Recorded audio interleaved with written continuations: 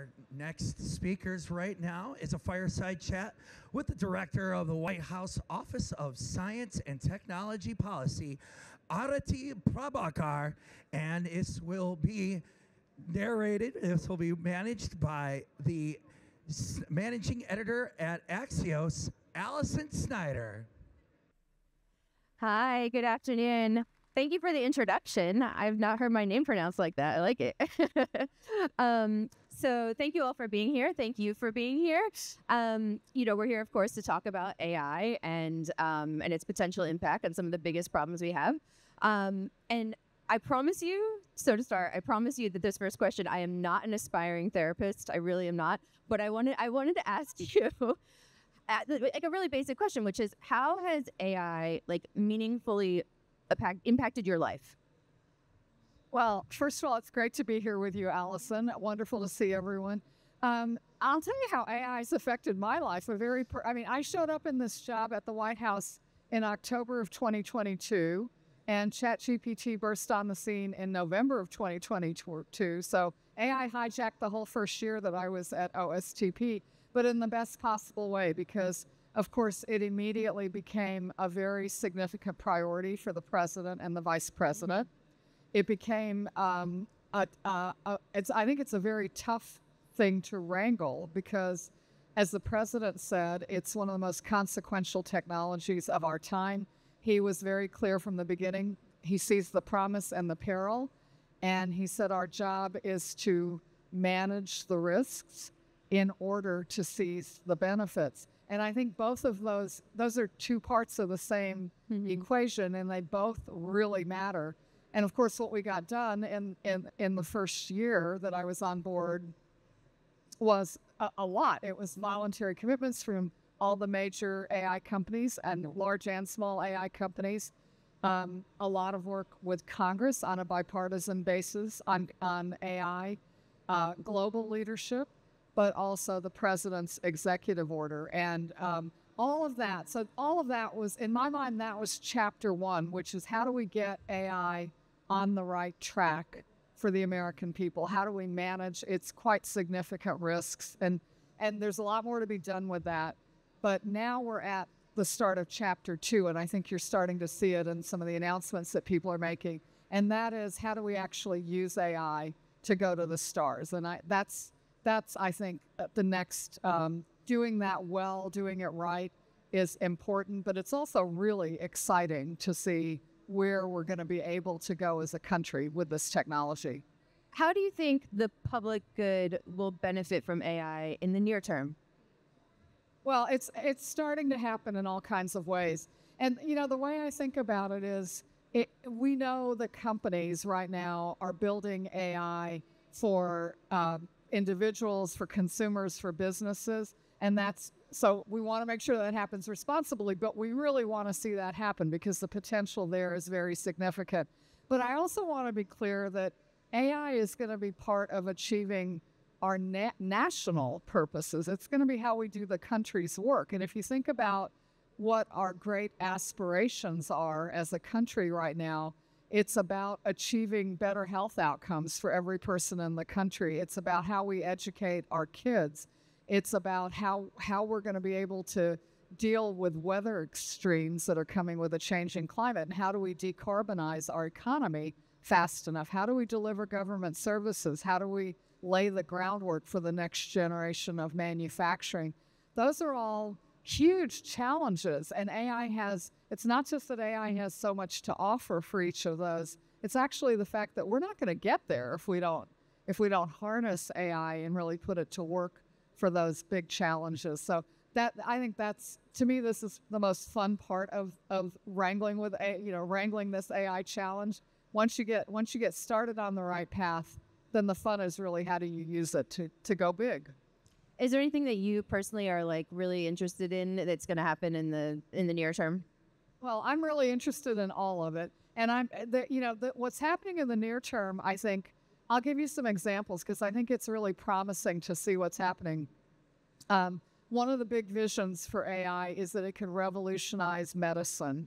I think we've all been dreaming and waving our hands about how AI will miraculously allow us to develop completely new drugs, and it'll happen overnight. I think that's actually going to happen. That's not going to happen in the next 10 minutes. But let me tell you what's happening right now as a first step. ARPA-H, which is the ARPA for Health that President Biden started, recently launched a program that is about using AI to scour existing drugs and figure out which ones might be good candidates for rare diseases, which of course are, we deeply underinvest in therapies for rare diseases. And rare diseases aren't that rare. It turns out when you aggregate them, there are so many people, a huge fraction of our population that suffers from rare diseases.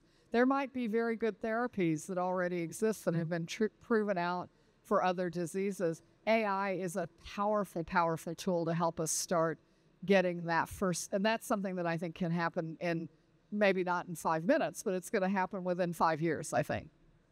So yesterday, the DOE here actually announced a huge, sweeping AI initiative. Actually, someone I wrote about it. Somebody I interviewed called it the biggest and most important thing that the administration has done on AI research so far. So do you agree with that? I thought it was a terrific announcement, and I think it is part of exactly what we're talking about right now. It was great to see them step up. The thing I would add to that, I mean, you look at all the things that are happening. So DOE rolled that out. That's going to be key to achieving research frontiers, but also going after our clean energy future. Mm-hmm. This week, we also, the National AI Research Resource, which is a pilot that NSF is conducting. NARE, the National AI Research Resource, of course, is about building the compute and the data infrastructure so that a wide variety of researchers can participate in driving AI forward, but also driving its public benefits forward. That's a major initiative that we are hoping Congress will move on. But NSF and its colleagues around government aren't waiting for that, and they started a pilot. This week they rolled out a whole set of the initial awards that they're making. And I think that's a second really good example of this understanding that we've got a lot more work to do to make sure that the foundation is stable. We're starting to do the things that really build on top of that now. A lot of those initiatives that you just mentioned sort of really hinge on public and private collaborations. And so I'm curious, are there examples of impactful ones in AI that, for the broad benefit of the public? Is there something that you thought, something that you all look to? Yeah, public and private coming together to do big things is how I see us doing everything that matters. So I don't think that's a news story at all. I mean, I spent most of my career, whether I was inside the government or outside, was working on some component of that. But in AI, I think it has some particular characteristics. And one, of course, is the fact that the leadership position that the United States enjoys in AI is because we've had this vibrant investment, huge investments from American technology companies. That's wonderful. I think that puts even more of an onus on us to make sure that we as a country get it right in terms of how it's used. I think we're doing that. But that also means that we have to pay particular attention to how we make sure that a broad research base gets access to AI capabilities, to compute and data, and that we're, and you need that because you need every kind of eye on the question of how do we evaluate and then how do we learn to design AI systems so that they really are safe and effective and trustworthy. That's a very clear goal, but we're not there yet. We've got a long way to go on that. And then beyond just the core AI technology, the amount of creative research and development that's going to be needed to turn AI technology into these really concrete advances, transformative national scale capabilities, that is a boatload of work that's going to require public and private stepping up as well. Just this morning, like an hour ago, DeepMind, they announced their next AlphaFold 3. It's their big new model that they're announcing as powerful tool like its predecessor. But you just talked a little bit about this. they're not releasing the full code. And I think one of the things that we hear a lot around some of these issues is like who will have access and who will benefit from them. And I know as part of the EO, I think it was, sorry, I don't have to look at my notes, it was NTIA was sort of tasked with studying this, right? Like, about open source models and their sort of benefits and their risks and recommending actions. It's a really contentious debate. And is there anything you can share with us about in that process, what's coming out of it? No, the open source is one of many really complex issues in figuring out how we navigate with artificial intelligence. And to me, the starting point is to recognize that we talk about AI as one technology, but this generation of AI technology, machine learning-based AI, is actually, it's inherently extremely broad because, of course, what it is compute capabilities that people train on data and then use to make statistical predictions about whatever they choose to aim it at. And, here we are in the information age, and that means that there's a seemingly endless variety of different data types to train your AI models on. A lot of the current focus has been on large language models trained on language and text and videos and images. But of course, we also know that AI models, people are building them, training them on sensor data and scientific data, on health data and administrative data. For a long time, people have been training AI models on every single thing we click and search in the online environment. So all of those things are going on. That means the variety of different types of AI models is huge. What we're able to do today sometimes requires very large, very sophisticated models that have been trained on massive amounts of compute, but more and more that technology is getting democratized. And it's becoming easier and easier to have very powerful AI technologies that don't require that massive compute and training. And then to your point about open source, some models are closely held and proprietary, others are varying degrees of open all the way to fully open, including understanding the training data sets and all the protocols that were used. And so that's the landscape. And I think we need to start by understanding that the power of AI technologies can come along multiple different dimensions. It can be different kinds of AI models trained on different data. It can be different sizes of AI models that are trained on a little or a lot of compute and data. And it can be different kinds of systems that embed AI, because of course when you don't really interact with a model. Even when you're interacting with a chatbot, you're interacting with a system that has embedded a model. And now what I'm really interested in is all the ways in which we are harnessing AI models. We are giving them autonomy and agency to take action in the online world or in the physical world. That's what a self-driving car is, right? And so I think we have to start by understanding that that's the AI landscape. And to me, that is the context in which we need to ask the question about how do we know that a particular AI system is safe enough, effective enough, and trustworthy enough for a particular application. And that's a much more complex question than just saying, is it open or is it closed, or did it train on this much compute or not? That's what we're facing, and that's why we've got the AI Safety Institute, a lot of other academic efforts, all the efforts in the companies, but we're still at the start of that journey. I think I'm fascinated by this issue of AI agents and like how the ideas of alignment really change, right? Because now you're not talking about aligning to the user. You're talking about how do you align everything, to a greater, a public, what's in the best interest of a larger group of people. And it's just fascinating. So I don't know how you begin to even think about that. Yeah, well, I think you have to think about it because that's actually how AI systems are being used in the world. Yeah. You and I talked many years ago when you were the head of DARPA, and we talked a lot about social science. It was actually something that you were really interested in. It's always stuck with me. At the time you were saying this was a really important element of what you were doing, and maybe people didn't think about it so much. And I'm actually curious, like when you think about all of these AI tools, particularly for science, but even more broadly, but like, is there anything that's beyond the reach of what you think, AI can do in discovery, like, or, what we're talking about here quite broadly? Well, first of all, if you care about using AI to solve some of humanity's biggest problems, then whether you know it or not, you're in the business of social sciences. Because you're talking about human beings' issues that we're trying to wrangle, the great aspirations that we have that we're trying to achieve.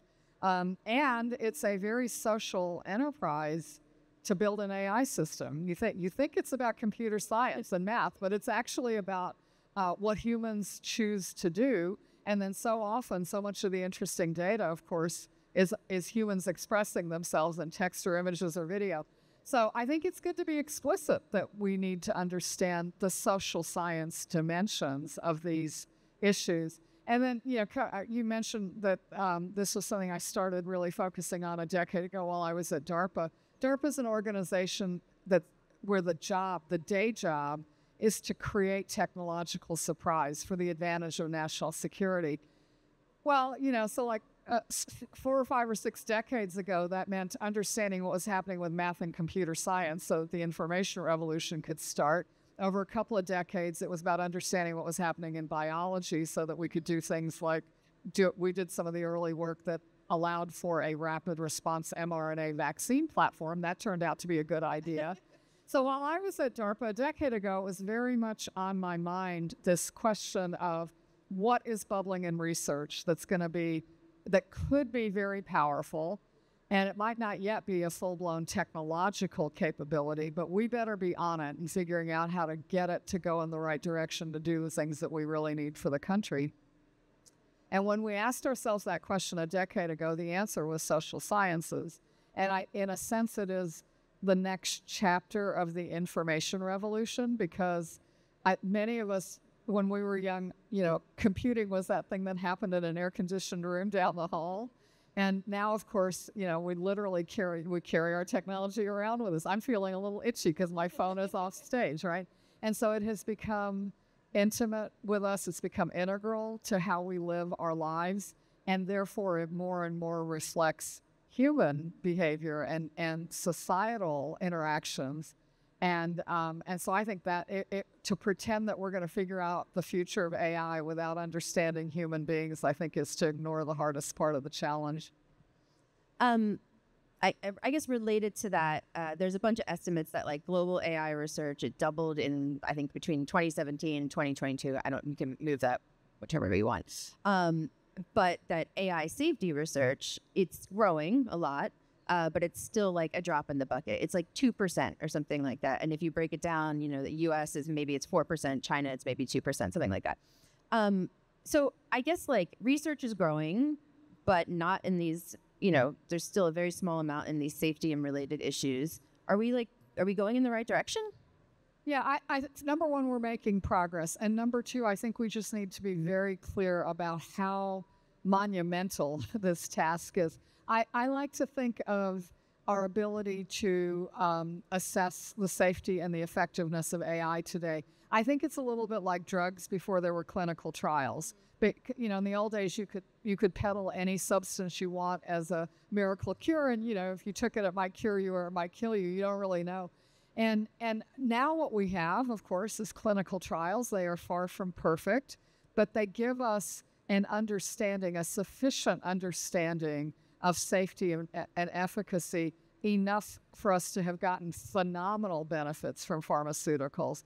And that's how I want to approach this business of understanding and then learning to design AI technology that's safe and effective. First, those two go together, because until you know what it is you're trying to do with the AI technology, you need that context to understand if it's going to be safe enough. Mm-hmm. But even defining what safety is going to be very variable depending on the application. And ultimately, these are statistical systems. The models are complex. The systems they are in are complex. And then what comes from them is, of course, from the interaction of the technology with humans. And if you think the machines are complex, then take a look at the other side of the screen.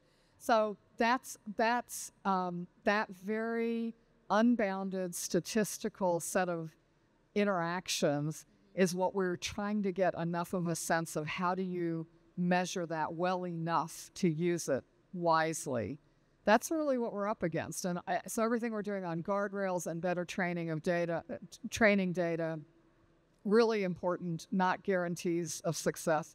But we're starting on this path, and I'm confident we're going to get there. I just don't think we should kid ourselves about how big the job is.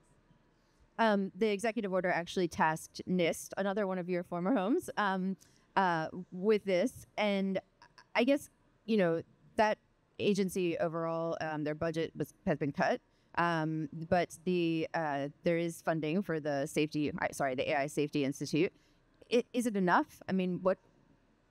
The AI Safety Institute is a really important start, and much more is going to be required. I also want to touch on the point that you're making about NIST's overall budget, because NIST's budget did drop in fiscal 24. That was true across way too many parts of federal R&D, and I think it really reflects the work that is still ahead to boost these budgets back where they need to be in a time of intense global competition, especially with AI. I was going to ask you actually about whether you or OSTP, however you want to put it, thinks that these cuts to federal science agencies, if they undermine national security. And so if so, like, whose shoulders does that fall on? Could the White House be making a better case? Yeah.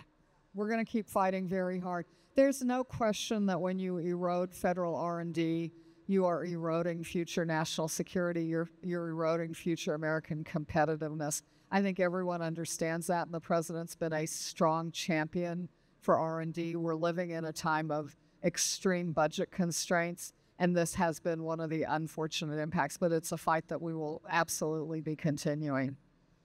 Is it an election-winning fight?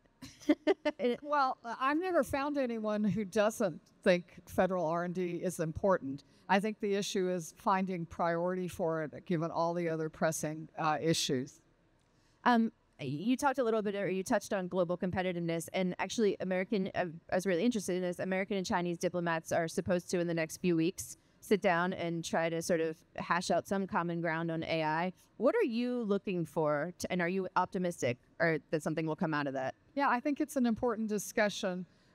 President Xi, when he met with President Biden sometime last year when they met in California, the AI was part of that conversation, as the president reports that virtually every foreign leader he meets with wants to talk about AI, so it has become integral to all of those conversations. And I think that kind of engagement is really clear. It's clearly a good thing to do. But look, let's step back for a minute. Here's what's going on. AI is this powerful technological force.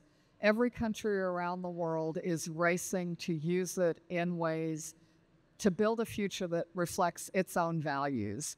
And so we are at a moment today in which American leadership in the world depends on American leadership in AI. That's going to come from doing the work to get on the right track to use it safely and responsibly here at home and around the world. It's going to come from going big and achieving powerful new national capabilities. And it's going to come from engaging the whole world and helping to show the world that using AI in these responsible ways that reflect our values can actually be good for the whole world. Are there, specific things, though, where you could see there's room for common ground? No, I think there's always room for common ground. And in the larger global context, there are so many places where we compete with China or the People's Republic of China as a government. But we know that we have challenges that everyone on the planet shares. The climate crisis, obviously, everyone cares about better health for their population. So I think there's always going to be room to do work together that everyone needs. We have just a few minutes, but I want to ask you, the EO for AI was announced 6 months ago. There's an election in 6 months. An EO takes a while to implement, I would imagine. How are you thinking about that, given that in 6 months you could have another administration that comes in and just reverses it, yanks it? How do you go about doing the work? Our work every single day is to implement the president's priorities, and the pace at which the AI EO is being implemented really reflects also the pace at which the EO was developed, which was just at a record speed last summer. If you look at what's been accomplished, every one of the goals for 90 days and for 180 days has been achieved. They are numerous. They are spread across government. I'll just mention one that I think is an enormously big deal, and that is that the Office of Management and Budget first put out draft and now has put out final guidance that is guidance to all agencies about how they use AI, both use it powerfully to do the country's work, but use it responsibly. And in doing that, I think, first of all, we're going to do the government's job much better. But it's an important opportunity for government agencies to model what it means to achieve the efficiency of using AI in data while rigorously protecting privacy and making sure we're not embedding discrimination. So I think it becomes it's good for its own sake, and it's good as an example. So those are examples of things that have started where it's getting woven into the way government agencies do their work. And I think that will have very long-standing and very constructive consequences. I maybe should have asked you this first, actually, which is like a bigger question of there's a lot of opinions, there's a lot of expertise, there's a lot of noise. How do you even go about figuring out what to try to govern? Well, the AI conversation is nothing if not cacophonous, right? Maybe this is a good example, in fact. But, look, that is fundamentally because it's powerful, it's fast-moving, and it is broad. It affects so many different aspects of how we live and how we work and how we thrive as a country. And so I'm glad people are engaged and vigorously arguing their different perspectives. But when you step back from all of that, our job at the White House, and this comes directly from the president and the vice president, is our job is to make sure we get on the right track. And it's been clear from the beginning that means two things that are not trade-offs, but they both have to happen at the same time, which is use AI responsibly, make sure that it's safe, make sure that it's suited for purpose, make sure that it's not exacerbating bias or displacing jobs inappropriately. So make sure we do it right, but make sure we do it. Make sure we're using it to do the country's work and to achieve our great ambition. So those are our guiding lights, and that's what drives everything that we do.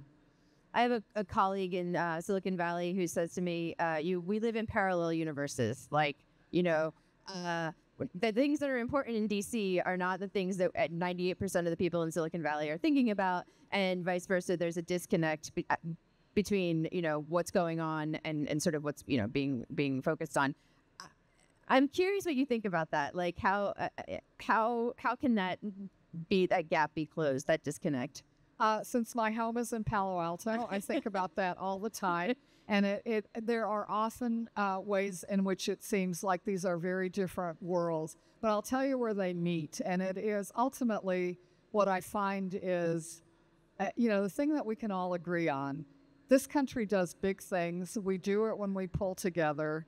We do it when we all share the focus on getting a new technology like AI right, but also using it to solve big problems. And whether you're in a company trying to do that, whether you're in a company trying to make sure your algorithms aren't embedding bias or that they aren't creating safety problems, but using it to go do something, or if you're sitting in the White House working on creating the environment in which that's the way the future unfolds, I think that's our shared purpose. And at the end of the day, this is what President Biden is all about. This is a president who comes to work every single day to bring everyone together so that we can remain the land of possibilities, which I think is his perfect framing of what America is all about. So that's where these two universes come together for a very important cause. Last question really quick. We talked about if there is a new administration, if the Biden administration is in the White House, what do you think should be the top priority for AI in the first, I don't know, a year? Let's put a year on it. Yeah, AI is as we've been talking, new things are happening in AI, right? So it's continuing to move fast. So every day what we are doing is assessing where the biggest issues are emerging, where the risks and harms actually manifesting. Just as an example, the single biggest surge in using generative AI in harmful ways, as far as we can tell, is in non-consensual intimate imagery, which is being used for online degradation of largely women and girls. Horrible problem that has got to get dealt with. So there are going to be issues like that that come up that have to be dealt with all the time. And then the North, the North Star here, again, is managing those risks, but then doing the work to actually start turning this raw technology into medicines that you can get in 6 months rather than in 12 years, and turning it into a better weather forecast so that I can know I can have twice as much time to prepare for a hurricane. Those are the things that AI is going to make possible, but they won't happen automatically. That's work that we all of us actually have to focus on and get done. Thank you so much. I really appreciate you, Alison. Thank you to everyone out there in the audience. Take care.